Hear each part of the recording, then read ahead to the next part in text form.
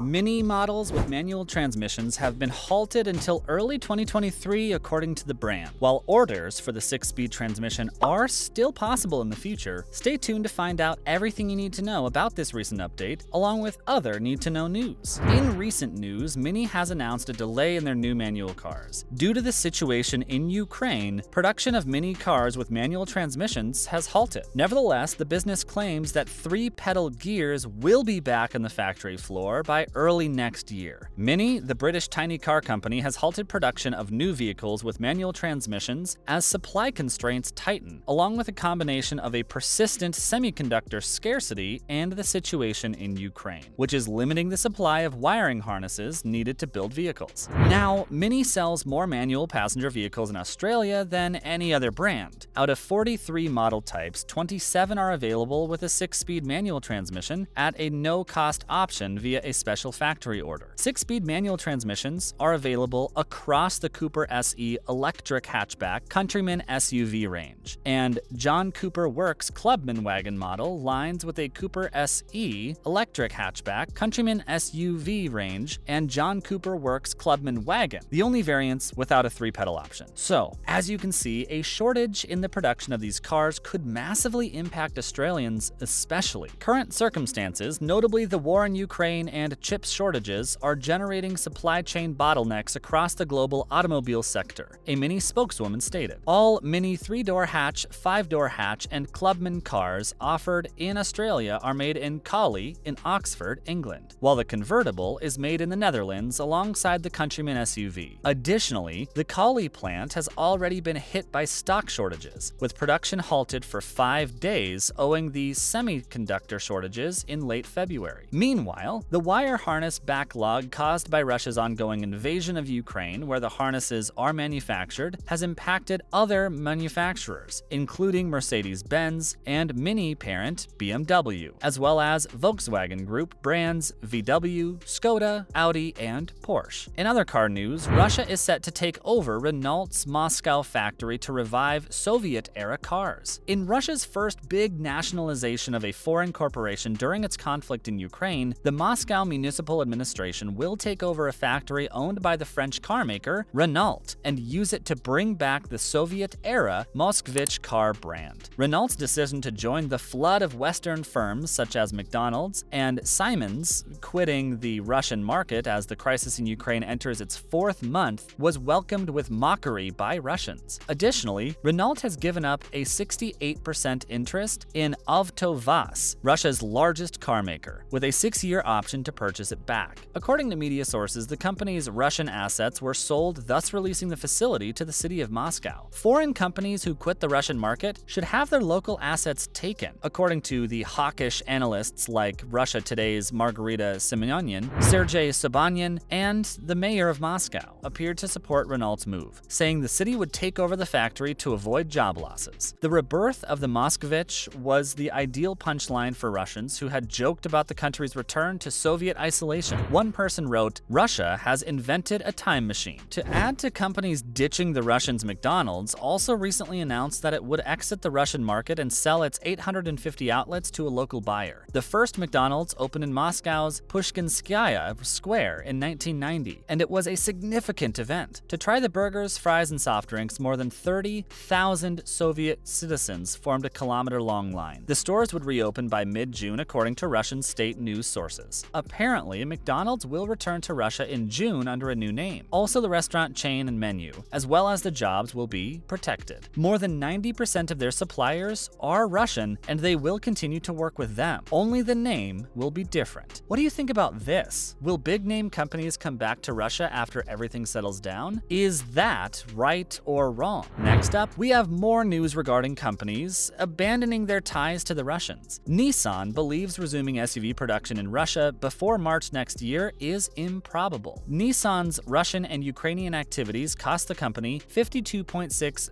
billion yen, or $490 million, last fiscal year, and the company has no plans to recommence operations in Russia this year. Following Russia's invasion of Ukraine in March, Nissan halted sales to the nation, and then halted production at its St. Petersburg facility, citing parts shortages. Nissan's Russian businesses have been written off in its forecast for the fiscal year ending March March 31, 2023. According to CEO Makoto Uchida, Nissan has warned that a lack of Russian sales might have a substantial impact on its financial results in 2023 and possibly beyond. In the fiscal year that ended March 31st, Nissan lost a lot, including 15.2 billion yen from the impact on Nissan's own company and 37.4 billion yen from its share of alliance partner Renault's 2.2 billion euro write-off. Last year, Russia was Renault Group's second largest market, thanks in part to its majority investment in AvtoVAZ, the automobile manufacturer. Renault's Moscow facility has also produced the Tirano SUV for Nissan. According to estimates from the Association of European Businesses, AEB, Nissan's vehicle sales in Russia plunged 84% in April to just 605, down from 3,681 the year before. According to AEB data, Russia's car market plunged 79% to 32,706 in April as companies shut down operations. Sanctions imposed over the Ukraine conflict have harmed the domestic auto industry, with parts supplies drying up and forced shutdowns. Now, Tesla has recently announced a delay in their new model release. Here's everything you need to know. In 2022, electric vehicle demand in Australia will reach new highs, and no brand is or should be benefiting more than Tesla, the world's best-selling electric vehicle company. However, as many customers are discovering, acquiring a new electric vehicle is one thing, but it's a whole other thing to have it delivered. Tesla has already warned new customers that their purchases will take a year to arrive, and it has now informed Australian customers who placed orders in the last 6 months that their cars will not arrive until the second half of 2022, when Tesla deliveries resume. And what's the cause of this delay? Here's what we know so far. Shanghai, which has a population larger than Australia, is at the center of Tesla's difficulties. After initially announcing a 75% reduction in manufacturing workforce in March of 2022, the megacity went into lockdown in March 2022. After reopening their plant on April 19, 2022, Tesla produced a total of 10,757 automobiles at their Shanghai Gigafactory. Tesla was only able to manufacture half of its daily manufacturing pace in April before the lockdowns occurred. This meant that Tesla manufactured 4,233 Model 3s in April. The majority of them were left-hand drive electric vehicles destined for Europe. Although production has begun to resume, Tesla suppliers are also experiencing difficulties as a result of the lengthy shutdown. It could take the entire month of May to restore production to over 2,000 automobiles per day. This is bad news for Australian customers, but Tesla has assured them that they would do everything possible to bring the cars here before the end of this year.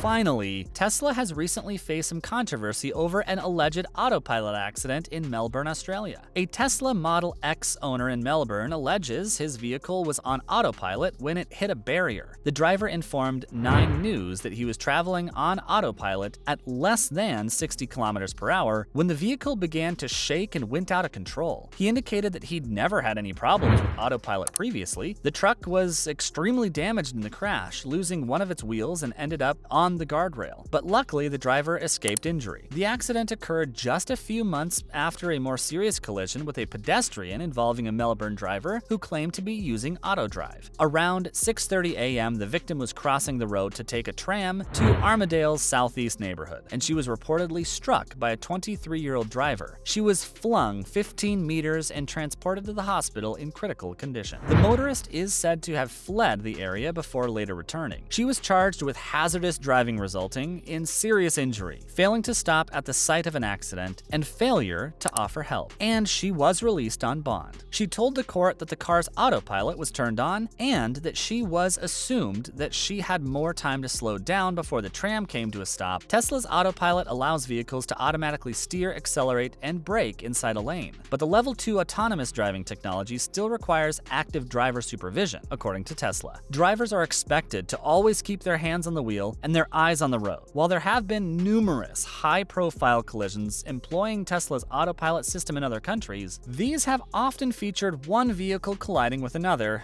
And there you have it, everything you need to know about Mini and why they're pausing their new manual cars until 2023. Thanks for watching, and don't forget to let us know your thoughts in the comments below.